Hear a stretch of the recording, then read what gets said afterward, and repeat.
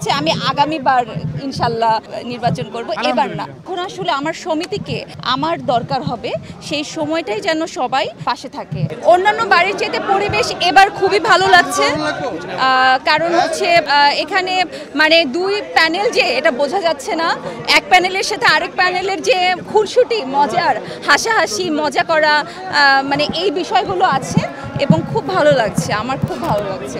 আমি বলবো যারা জিতবে অবশ্যই তাদেরকে যাতে শুধুমাত্র এই যে এখন ভোট দিতে গেলাম এই সময় যে সবাই জড়িয়ে ধরছে বিষয়টা এরকম যাতে না হয়, বাকি যেই সময়টা সেই সময়টা তাতে যেন যে কোনো বিপদে আপদে যখন আসলে আমার সমিতিকে আমার দরকার হবে সেই সময়টাই যেন সবাই পাশে থাকে, এটুকু চাইব।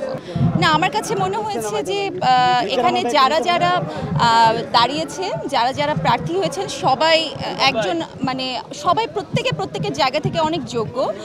আমার কাছে মনে হয়েছে আমি আগামীবার ইনশাল্লাহ নির্বাচন করব, এবার না ইনশাল্লাহ।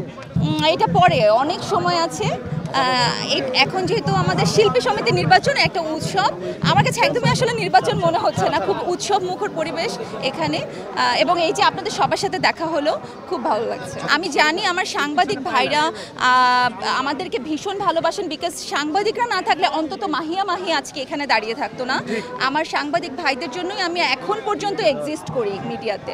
সো আমার সাংবাদিক ভাইদেরকে আমি জাস্ট অনুরোধ করব যে আপনারা এমন কোনো হেডলাইন দয়া করে ইউজ করবেন না যাতে আসলে, কারণ অনেকেই আসলে নিউজের ভেতরে ঢোকে না, শুধু হেডলাইনটা পড়েই মানে ছেড়ে দেয়।